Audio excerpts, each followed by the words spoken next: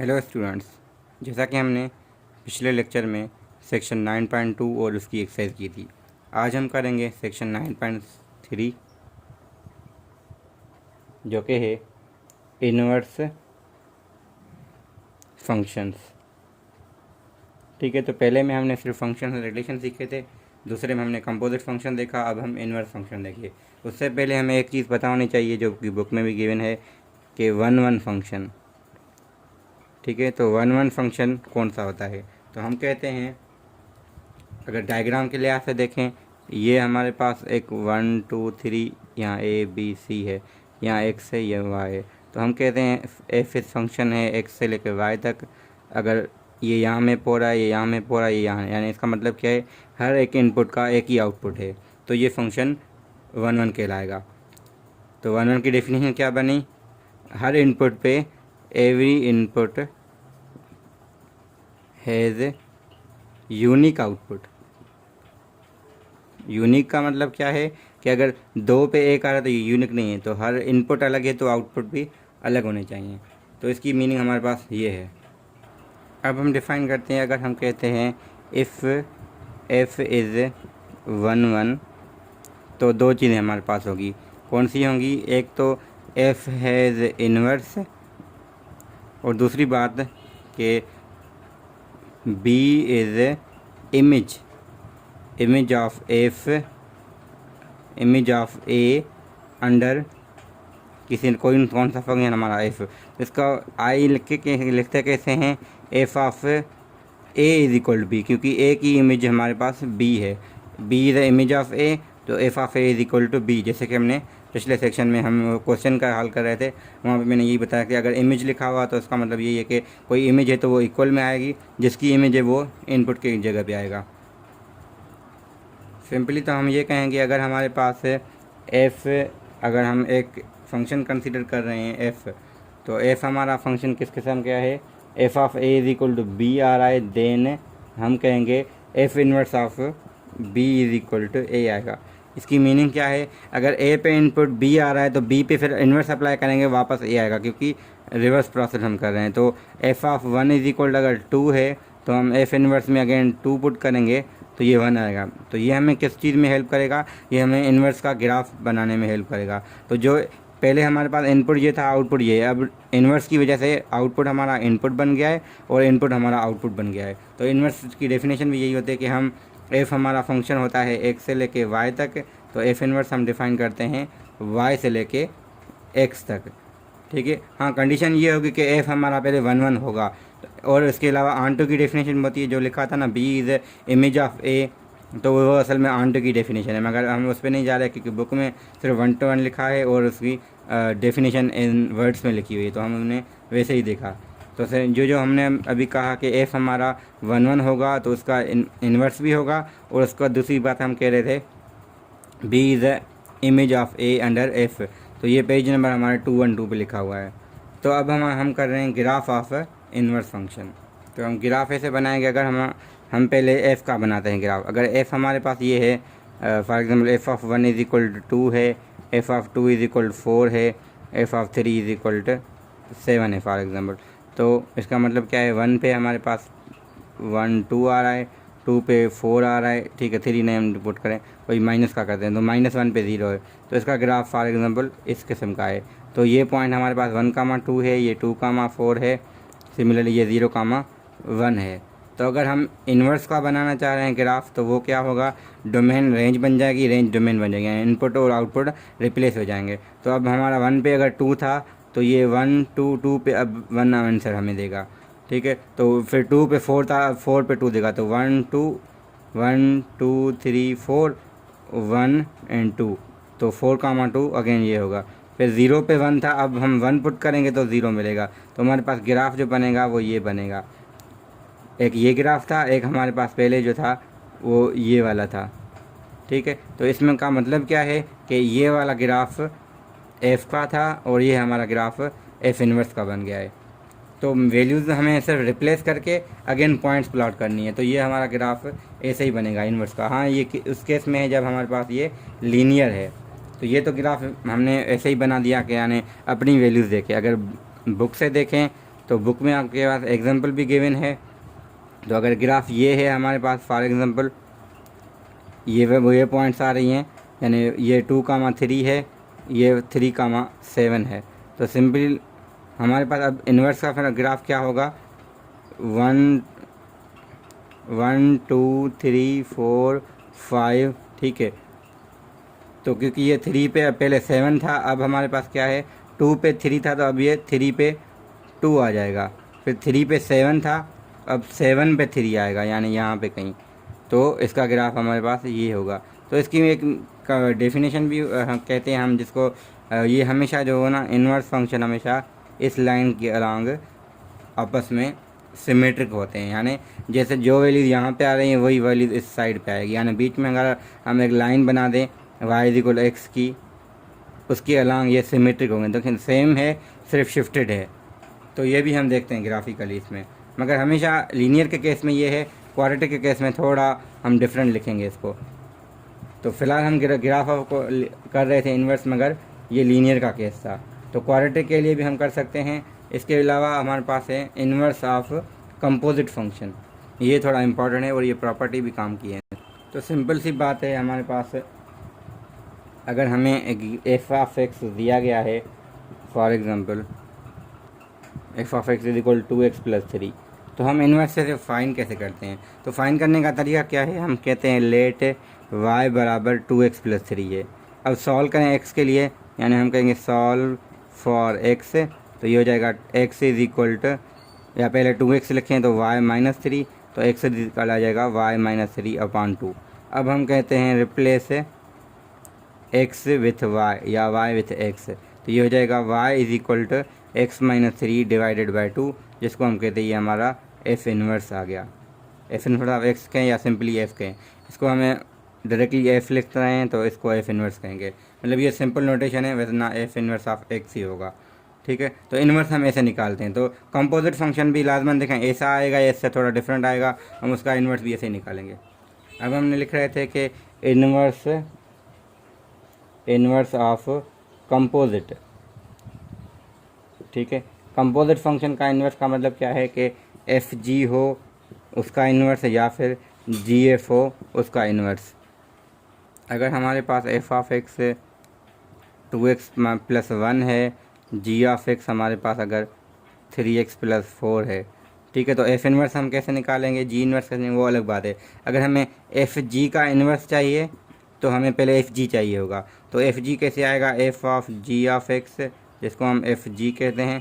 तो 2g सारा put करें f में x की जगह, तो ये हो जाएगा 3x + 4 और प्लस का 1 f वाला अपना, तो ये मल्टीप्लाई करना, ये हो जाएगा 6x + 8 + 1, तो ये हो जाएगा 6x + 9। तो ये आ गया हमारा एफ जी। अब हमें इसका इन्वर्स निकालना है, तो वही बात है, अगेन इसको y कंसीडर करेंगे, x के लिए सॉल्व करके रिप्लेस करेंगे तो हमें f इन्वर्स मिल जाएगा, जो कि हो जाएगा एफ जी का, मैं अब डायरेक्टली लिख रहा हूँ एफ जी का इन्वर्स यहाँ से देख के y - 9/6, तो ये हो जाएगा x - 9/6, क्योंकि f को y से रिप्लेस करेंगे, तो ये हमारा एफ जी इन्वर्स होगा। सिमिलरली आगे पूछ रहा है क्या एफ इन्वर्स आगे प्रॉपर्टी है, तो ये तो हमारा हो गया इन्वर्स हम कंपोजिट का निकालें कैसे। आगे प्रॉपर्टी हमारे पास एक पूछ रहा है क्या हमारे पास ये चीज़ होती है कि एफ जी का हम इन्वर्स निकालें या एफ इन्वर्स निकाल के जी इन्वर्स निकाल के, यहाँ क्वेश्चन मार्क है फिलहाल इक्वलिटी में। तो हम कह रहे हैं क्या एफ जी का कंपोज करके इन्वर्स निकालें या ऐसे ही इन्वर्स निकाल के कंपोज करें, ठीक है। तो क्या ये बराबर होंगे, तो ये बराबर कभी भी नहीं होते। हाँ, ये रिवर्स प्रोसेस में होते हैं, यानी एफ जी का इन्वर्स बराबर होता है जी इन्वर्स इंटू एफ इन्वर्स। तो ये क्यों है, क्योंकि ये हम जनरली करते हैं, हम वैसे ही आ जाता है, ठीक है। अगर एफ और जी हम, क्योंकि डिफ़ाइन का मतलब होता है ना, क्योंकि एफ जी हम डिफ़ाइन कर रहे हैं तो जी एफ जो डिफ़ाइन करेंगे तो इसमें पहले इन्वर्स हो रहा है, तो उस वजह से डोमेन रेंज कंपोजिशन के लिए हम जैसे पहले हमने ग्राफिकल दिखा था तो वो सेटिस्फाई होनी चाहिए इससे, तो इस वजह से ये एक प्रॉपर्टी है। तो ये कभी नहीं होता, ये हमेशा इन्वर्स में होता है, यानी एफ जी इनका इन्वर्स है तो जी इन्वर्स एफ इन्वर्स आ जाएगा। तो अगर एक एग्जांपल में पूछ रहा है क्या ये ऐसे होता है ये वाला, तो हम कहेंगे नहीं होता ऐसा। अब इतना सारा हमने जो डिस्कस किया वो सारा हमारा सेक्शन 7.3 में था।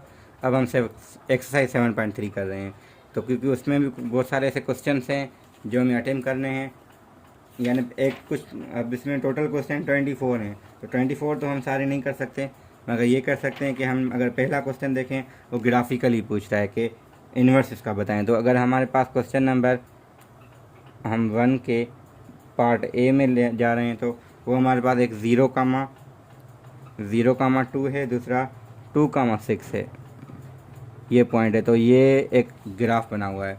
तो इसका इन्वर्स हम विदाउट फाइंडिंग इन्वर्स हम इसका ग्राफ बना सकते हैं। यानी ये नहीं है कि इसके में से हम लाइन बनाएं लीनियर इक्वेशन उसका ग्राफ निकालें। तो इसका हमें डायरेक्टली ग्राफ बताना है, क्योंकि कह रहा है each of the following diagram show they the graph of 1-to-1 function F in each case इसके the graph of F inverse. तो ये एफ का ग्राफ है, हमें एफ इन्वर्स का बताना है।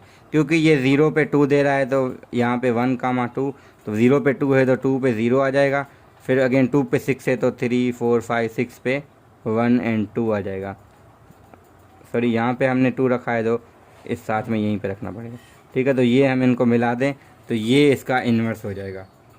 ठीक है, तो हमेशा डोमेन को रेंज से रिप्लेस करके नहीं जो पॉइंट, यानी सिंपल सी बात है 0,2, 2,6 ये एफ की पॉइंट्स थी। तो इस इन्वर्स के लिए पॉइंट्स कौन सी होंगी, 2,0 और 6,2। सिंपली जैसे इनको हम मिला के ये बना रहे थे, इनको मिला के हमने ये बना दिया। तो ग्राफ बाकी आप कर सकते हैं। फिर आगे पूछना है क्वेश्चन नंबर 2 में, one function is defined by this, sketch the graph of F and state the range of F. ठीक है, तो ग्राफ हमें बनाना है। ग्राफ बनाने के लिए क्या करना पड़ता है, हमेशा एफ दिया गया है x² - 2x। अगर ये एक्स को टच कर रहा है तो यहाँ पे कोई वैल्यू ऐसे आएंगी, तो वो हम कैसे चेक करते हैं, इंटरसेप्ट निकाल के। तो इससे इक्वल टू 0 रख के करेंगे तो x = 0 मिलेगा, x = 2 मिलेगा। तो इसका मतलब क्या है, एक्चुअल में हम ग्राफ बनाने के लिए हमें ये चाहिए कि ये एक्स को कहाँ पे टच कर रहा है। तो ये 0 पे भी टच कर रहा है और 2 पे भी टच कर रहा है। क्योंकि हमने h निकालना सीखा था फिर 4.1 में, तो h = अल्फ़ा प्लस बीटा अपान 2, तो ये अल्फ़ा बीटा है एक्चुअल में। तो 0 + 2 यानी 2/2 यानी 1। तो 1 पे हमारे पास अच्छा मिनिमम होगा या मैक्सिमम होगा, क्योंकि इसका कोएफिशिएंट 1 है। इसका ग्राफ स्केच करने के लिए हमें एक्चुअल में क्या चाहिए था, इंटरसेप्ट चाहिए थे। तो 2 इंटरसेप्ट होते हैं एक्चुअल में। हम y इंटरसेप्ट अगर लिखेंगे तो x = 0 लिखेंगे, और x इंटरसेप्ट देखेंगे तो y = 0। तो x इंटरसेप्ट में से तो सिंपली y 0 रखेंगे, और y इंटरसेप्ट में 0 रखने से ये पूरा 0, तो 0,0 आ जाएगा। अगर y 0 रखें तो x² - 2x = 0, x कॉमन लें तो x - 2 = 0, तो x = 0, x = 2। इसका मतलब ये है कि हमारे पास एक 0 पे कट कर रहा है, एक 2 पे कट कर रहा है। और हमने चैप्टर 4 में सीखा था कि हम h कैसे फाइंड करते हैं, अल्फ़ा प्लस बीटा अपान 2, क्योंकि अल्फ़ा बीटा 0 और 2 हैं। तो 0 2 यानी 2 अपान 2 यानी 1। तो 1 पे हमारा मिनिमम या मैक्सिमम होगा। अब वो कौन डिसाइड करेगा, वो इसका कोएफिशिएंट, क्योंकि ये 1 है तो लाजमन मिनिमम होगा। अगर 1 पुट करके देखें तो -1 जवाब आएगा। तो 1 पे -1 ये वाली पॉइंट आती है। अगर इनको हम मिलाएं तो हमारे पास ये ग्राफ बनेगा, यानी ये पैराबोला हमारे पास बनेगा जिसका ग्राफ ये है, और जिसकी मिनिमम ये वाली पॉइंट कौन सी होगी, 1,-1, ये वाली 2,0 और ये वाली 0,0। तो ग्राफ हम इसका ऐसे स्केच करते हैं। ठीक है, तो हम इसका स्केच जैसे करेंगे, अगर हमें इसकी रेंज ऑफ एफ चाहिए, ठीक है, रेंज ऑफ एफ कब चाहिए हमें, जब x हमारा 1 और 3 के दरमियान हो। तो x = 1 पुट करेंगे और x = 3 पुट करेंगे। तो क्योंकि बीच में हमें पता था एक्चुअल में इसमें था क्या, क्यों हम कर रहे हैं ऐसा, क्योंकि यहाँ पे 1 था, यहाँ पे 2 है, 1 पे 0 है, 2 पे 0 है, सॉरी 1 पे -1 था, ठीक है, 1 पे -1 हमने लिखा था, और 2 पे 0। अब इशू क्या है असल में, अगर हम ये पूरा ग्राफ अगर ऐसे बनाते तो इसका इन्वर्स पॉसिबल नहीं था। क्यों, ये फंक्शन 1-1 नहीं होता। 1-1 के लिए हॉरिजॉन्टल लाइन टेस्ट होती है। अगर हम इसको ड्रा करते तो 2 जगह कट करता है। इस वजह से वो क्या कह रहा है, अब ये सिर्फ बताएं। तो ये बताने के लिए सिर्फ हमें इसका ये वाला पार्ट चाहिए।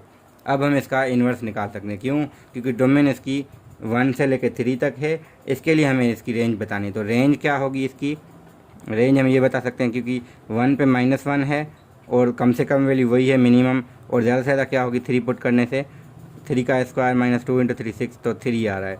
तो हम कहेंगे f of x less than 3। तो इसकी मीनिंग ये है क्योंकि ये खुद भी इन पॉइंट्स इंक्लूड नहीं है इनपुट वाले, ठीक है। तो इन्वर्स हम कैसे फिर फाइंड करेंगे, अब इसकी जो पॉइंट्स आ रही हैं उसको इन्वर्स करें। तो ये 2,0 है तो ये 0,2 पे आएगा, 1,-1 है तो -1,1 यहाँ पे आएगा। फिर जब ये कौन सा था, 3 पुट करने से -3 आ रहा था, अगेन 3 पुट करने से 3 आएगा ये। तो इसका ग्राफ ऐसा बनेगा, ये ग्राफ हमारा ऐसा बन रहा था, ये ग्राफ हमारा ऐसा बनेगा, ये एफ इन्वर्स का ग्राफ होगा। तो हम डायरेक्टली ग्राफ बना सकते हैं, हम इसको सॉल्व नहीं कर सकते, ठीक है। तो ये मतलब हमने एक्चुअल में क्या किया है, पहले पार्ट में जो पूछ रहा था, एक तो ग्राफ पूछ रहा था एफ का, ठीक है, और डोमेन ये, तो ये वाला सिर्फ चाहिए था। दूसरे पार्ट में हमें ये इन्वर्स चाहिए, यानी बी पार्ट में हमें ये चाहिए था। इसके अलावा डोमेन ऑफ एफ इन्वर्स भी पूछ रहा है, तो जो उसकी रेंज है वही इसकी डोमेन, यानी ये जैसे एफ की रेंज थी -1 से लेकर 3 तक, अब ये इसकी डोमेन बन जाएगी एफ इन्वर्स की, ठीक है। तो दोनों चीज़ें हो गई। 3 क्वेश्चन भी ऐसा ही है, 4 भी ऐसा ही कुछ है, क्योंकि एफ इन्वर्स ऑफ -1 चाहिए, एफ इन्वर्स ऑफ 1 चाहिए। अच्छा, ये थोड़ा डिफरेंट है, तो थोड़ा मैं इसको ट्राई करता हूँ, क्योंकि शायद किसी से इशू हो सकता है किसी को। क्वेश्चन नंबर 4 में सिंपली एफ ऑफ एक्स दिया गया है। अब मैं एफ ऑफ एक्स डायरेक्टली लिखता हूँ, equal to 4x - 9 divided by x - 2, where x does not equal to 2। ये ऐसे मैं क्यों रखता हूँ, क्योंकि 2 पुट करेंगे तो ये 0 हो जाएगा, यानी डोमेन में हमारे पास 2 नहीं है। अब हम लिख रहे हैं कि वो पूछ रहा है कि एफ इन्वर्स ऑफ -1 बताएं और एफ इन्वर्स ऑफ 1 बताएं। अब डायरेक्टली हम कैसे फाइंड कर सकते हैं, तो हम ये देखेंगे कि ये वैल्यू देखें, अगर एफ ऑफ हम कहते हैं a = b आ जाता है ना, तो एफ इन्वर्स ऑफ b वही a आ जाएगा। तो हमें वो एक्चुअल में ये a चाहिए थी, ठीक है। तो ये a के लिए हम इसको, हमें एक्चुअल में चाहिए, देखें b हमें मिला हुआ है, सिंपली b हमें मिला हुआ है, हमें क्या चाहिए, हमें a चाहिए। यानी हम कह रहे हैं कौन सी वैल्यू हम पुट कर रहे हैं, देखिए कोई ना कोई वैल्यू पुट करेंगे तो b आएगा ना, मगर b उन्होंने दिया है, तो हम कह रहे हैं एफ इन्वर्स ऑफ b, ये a क्या आएगा, ठीक है। तो हम a की जगह कोई भी वैल्यू रख सकते हैं, a की जगह a रखें या x को x ही रखें। इक्वल किसके रखेंगे, b के, जो b उन्होंने -1 दिया है। तो 4x - 9 अपॉन x - 2 = 1 रख के, अच्छा पहले पार्ट के लिए -1 रख के x के लिए सॉल्व करेंगे तो हमें वो मिल जाएगा। सिमिलरली दूसरे के लिए 1 रखेंगे तो हमें वो x मिल जाएगा। तो एफ इन्वर्स ऑफ वही -1 होगा, वही एफ इन्वर्स ऑफ 1 हो जाएगा। अब इसमें क्वेश्चन 24 क्वेश्चन है, मैं सारे नहीं कर रहा, मैंने 2-3 क्वेश्चन किए हैं, क्योंकि मैंने वीडियो बनाने का मकसद ये है कि आपको, अच्छा कोई क्वेश्चन है तो मुझसे वो पूछ सकते हैं आप। व्हाट्सअप मैंने इस वजह से लिख लिया है, क्योंकि जिसको जो क्वेश्चन होगा वो पर्सनली पूछ लेगा। अगर मैं सारा कर दूंगा तो टाइम ज़्यादा हो जाएगा, 1 घंटे से भी क्रॉस हो सकता है, क्योंकि इतने बड़े बड़े क्वेश्चन थे। तो चैनल को सब्सक्राइब लाजमन करें ताकि आपको मज़ीद वीडियोज़ मिलें। नंबर मेरा गिवन है व्हाट्सअप, आप मुझे कोई भी क्वेश्चन सेंड करें, इंशाल्लाह मैं आपको उसका सलूशन सेंड कर दूंगा या आपको वैसे बता दूंगा वीडियो ही बना के। Thank you very much.